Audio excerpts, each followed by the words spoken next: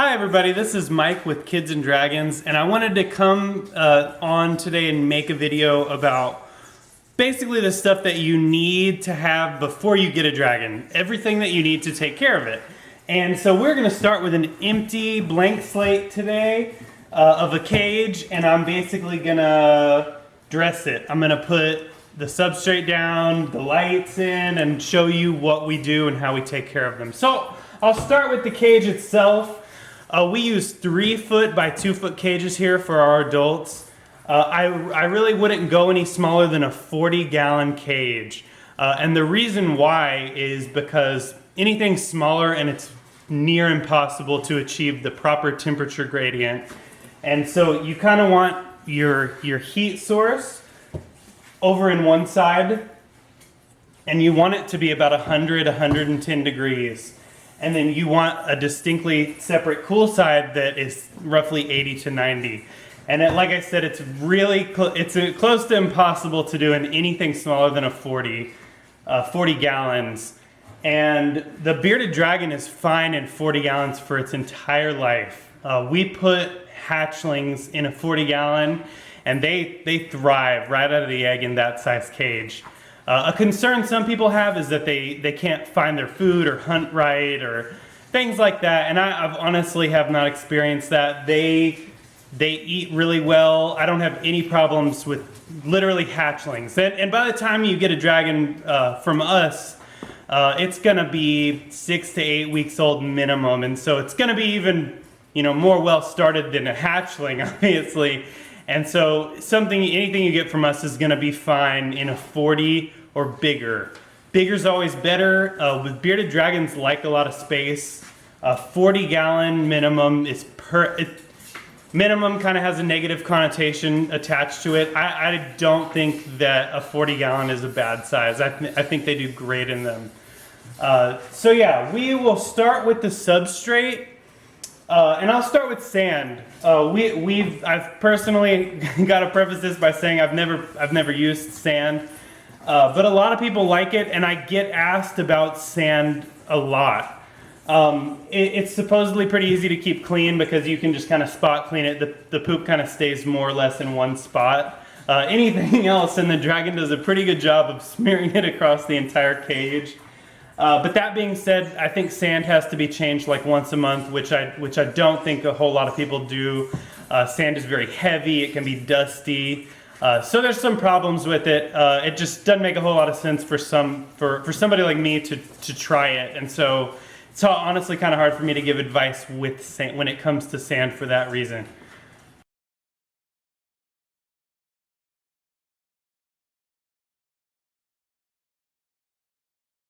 So what we use is newsprint paper, and I'll grab a piece right here. This is what we use for our substrate. And now this is very easy to keep clean. We just put it down like this. And a dragon poops on this, or gets it messy, you can easily take it out, throw it away, and replace it. And it's good to go. People also use newspaper. Tile is a really good one to use. Reptile carpet. In the past, we actually used shelf liner once, and that was a pretty good substrate as well. That's more one you kind of have to wash, and then you can reuse it. And I didn't really like. I mean, they got pretty dirty, and I had to throw a bunch of them away. But so yeah, this is definitely my favorite substrate to use, is the newsprint paper. And so I mentioned tile. I don't use tile, so I actually do put a piece of tile in the cage, and I'll place it. I put it right here under the basking area. And I'm gonna go ahead and put my light in as well so you guys can see. Now I use a 25-watt basking bulb, and that's a pretty low watt bulb. And the reason we use a 25-watt bulb is because we have quite a few cages in here, and so it doesn't take much to heat up our dragons to the temperature that they need. And this is a tough question I get asked a lot, is what wattage bulb do I need? Well, it is different based on, you know, where you live, where you're gonna keep your dragon in your house. There's just so many variables that play into what wattage you need, and so the best thing you can do is invest in a good thermometer, because the most important part is that you're achieving your temperature. More than likely, you're going to need something between 50, 75, or 100 watts. Rarely do I can't think of anybody off the top of my head that needs something higher than that. That's about as high a wattage as people usually use.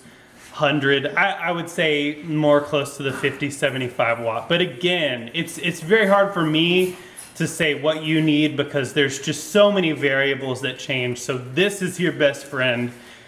And I would invest in a temperature gun like this, or a high quality thermometer. A lot of times the pet stores will sell like the ones that you stick on the side of the cages, and I don't think they're very reliable. They're not a very high quality piece of equipment, and this temperature is one of the most important things with the bearded dragons, because they're cold-blooded and they need it to digest their food. So you really have to make sure that the temperature is getting what the dragon needs it to be getting to. So I'm going to put this in,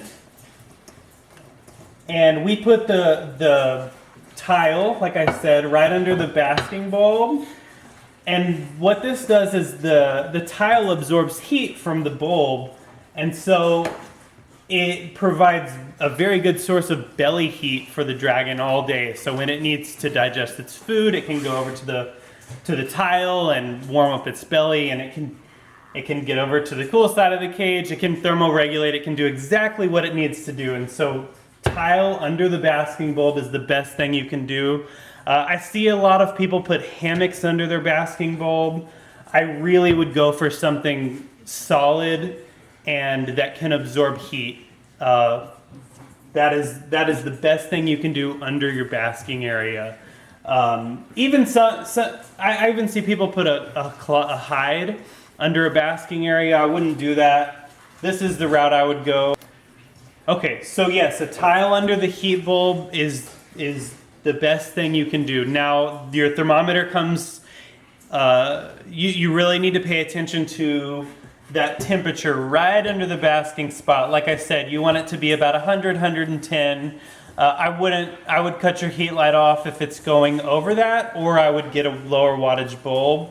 Your dragon can burn his or herself on the belly. You don't want to deal with the burn. They're not fun to deal with. So it's very important that you constantly, not constantly, at first, kind of when you're getting it set up, to really make sure that the temperature is where it needs to be, so your dragon does not burn the belly.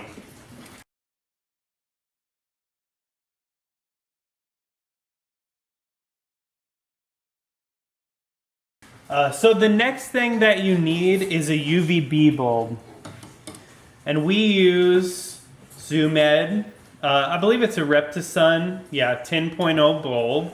And we use the long bulbs like this because it covers a good portion of the cage. If you get like a coil bulb or a small UV bulb, it's kind of only located in one area, so they're not really getting it. They can get it in a lot more places whenever you use a long bulb like this. So this is what we use here, and I'll put this in now.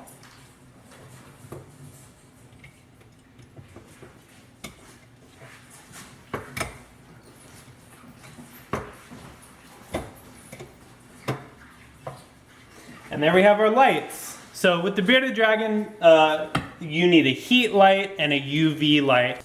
So with a heat light, well, first of all, what I'll say is you want your lights to be on cycles. So bearded dragons are active during the day. They're not nocturnal. They actually will sleep at night. And so you want your lights to be more or less follow your day outside. And so I would say 12 hours on and 12 hours off. And you really can follow that all year long. A timer comes in handy. I'll actually grab one of those. But before, okay. We use a timer for our lights, so I don't even ever have to think about it, and it's the best thing in the world. I mean, the lights come on, and then they stay on for about 12 hours, and then they go off. I don't ever have to think about it, and it's very important to the dragon's cycle. That said, you want to use a white light for your heat light. You don't want to use a red light. You don't want to use a black light. And that's because you want it to go off at night. It's very good for the dragons to be able to cool down at night, even into 60 degrees or so. I would say that's kind of like the safe zone. If your house is getting below 60 degrees, you can get a low wattage heat emitter, something that doesn't put off any light and very little heat. I would prefer the dragons to cool down to that temp at night. I think it's very good for their metabolism to be able to slow down that much. They're not constantly burning calories through the night. Well, they need to be sleeping and sleeping well and soundly. And so the best way to do that is make it dark. So turn your lights off. You do not need a colored bulb at all. Just a white heat bulb is the best route to go. Okay, so next we will talk about, I'm going to talk about feeding next. So there's several different ways you can feed, and so out of a bowl, we use these ashtrays. They make great bowls. I like them. I mean, they're clear, so like even small, younger dragons, they can see that there's a bug in here and they'll go get it, you know. It's not colored or anything like that, so they can see in it. So we kind of feed both ways, I guess. So bowl feeding, or you can just throw the food in the cage. I bowl feed my worms because the dragons can kind of go periodically throughout the day. I mean, most of the times they finish them, but sometimes worms will get left and they'll go back and get them later, as opposed to them, you know, crawling away and hiding under the paper, and now you have a bug loose in the cage or whatever. But your crickets, your roaches, I mean, you throw those in the cage, and I don't throw a whole lot. I throw a couple in for enough that the dragons will eat, and then I might throw a couple more in. And it's best to do it that way so you don't overwhelm your dragon. And then also, like I mentioned, you don't want them hiding under the paper. So we bowl feed our worms. Sometimes I'll put dubia in here. Usually I just put the dubia crickets in the cage and let the dragons go after them that way. So bowl, you can try it. Most people work a normal job all day, and so a bowl is a very good option. So you're not worried about your dragon being hungry at home while you're working. So put bugs in there, and then you don't have to worry about it. So crickets are, they're more tough bugs, so that's why another reason that you don't want to, you know, throw 50 crickets in there is you don't want them crawling all over your dragon. They'll hide, and then crickets will come out at night, and they'll actually like bite your dragon, and they could eat your animal. I mean, your dragon wouldn't be gone, but they can have sores from getting bit and things like that, and so that's kind of why you don't want crickets loose in the cage. So what I pretty much put this, I'm going to go over supplementation now. It's a very important part of feeding the dragons. And so I put this Rep Cal, which is calcium with D3, and I pretty much put it on every single feeding. The vitamin D3 is very important. You can get calcium by itself, so it's something you really want to watch out for. You want it with the vitamin D3, and now the vitamin D3 is very important for the bone development, especially in a younger dragon growing. Bearded dragons grow pretty quick, and so it's very important that they're being properly supplemented, so that because their bone, they use quite a bit of calcium with the D3. And so I also use Herpvite and it's the same brand, RepCal. And now this is a multivitamin, and I put this on my bugs probably 2 or 3 times a week. I use this, so I won't use this I'll just sprinkle this on instead for probably 2 or 3 feedings, like I said. And if I'm not super worried if I miss the calcium with D3, if I'm in a rush and I just forgot to throw it on there, like don't sweat it if something like that happens. I pretty much hit it on the bugs every single time. And then, yeah, like I said, the 2 or 3 times a week I use this. I don't have it with me. I also use a probiotic. I can't even think of the brand. I'll try to put it in the description or the comments, but I put the probiotic, sometimes I put it on the greens, or sometimes I'll put it on a feeding or 2 here and there. And I'll mix that one with the calcium with the D3. Probiotic, I take a probiotic every day. I've noticed a difference in myself since I've started taking it. And so I've given it to the dragons routinely for quite a while now, and I feel like I've noticed a difference. I think the probiotic is a great gut booster for them. Very good for them. I would recommend at least looking into one. So that goes over feeding and supplementation, and the next thing I'll talk about are your cage furnishings. So this is a piece of cork bark. You can also use branches, twigs, rocks, bricks. There's lots of alternatives for these. I really do like the cork bark and the branches. I don't use them at all anymore, mostly just because, again, of how many dragons that I'm taking care of. I would not be able to maintain proper hygiene if I were to use logs and stuff like this in all my cages. They're harder to keep clean. I use stuff with hard cleanable surfaces, very easy to clean up.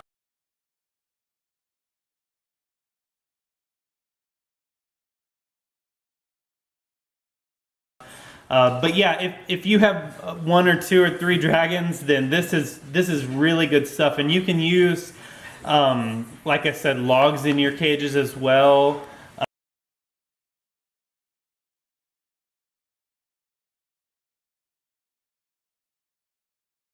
The dragons love to climb on this stuff, so I'm gonna just go ahead and put this in here. So this would be a good area that the dragon, not necessarily he's going to be basking or she's going to be basking here. And then they can also climb on this, like if they want to get closer to the UV bulb or they just want something else to climb on. They can also get in these. And like I said, I wouldn't really have anything to hide in for a younger dragon, but an older dragon is fine if they want to get in something and hide in it. Or climb on top of it, things like that. I would not put a hide in with a baby dragon. With an adult, it's okay if they want to hide. There's several reasons they could want to hide. They could be, but the first and foremost is they could be wanting to brumate. And I like to see that so that I can give them a place to hide so they can brumate as part of their natural cycle. A younger dragon, it's not good for them to hide away. It's like a behavior I've noticed that if they start it, it's kind of like they have a tough time getting out of it, and they'll get in something and hide, and it's kind of like all they want to do, and they won't eat. They slow down when they should not be slowing down. So as I was saying with the supplements, a younger dragon needs to be eating every single day. And they're not going to do that if they start hiding a lot and get into that habit of just kind of wanting to be tucked away. So this does look pretty bare bones. Not too crazy going on in here. And I would definitely recommend a setup very much like this whenever you first get a dragon, regardless of whether you get one from me or from somebody else. Simple is the way to go at first. I think they do very well with relocation stress and really just acclimating to a new place. I think they do very well when the cage isn't busy, when it's very easy and simple, just like this. And as the dragon gets older, you can add more things in here. You can decorate it a bit more. You can put more things in here as stimulation for your dragon. But at first, when you first get one, I would have the cage very simple as possible. And as I think it's very easy for them to settle in that way. So after all our hard work, we are going to put a dragon in this cage.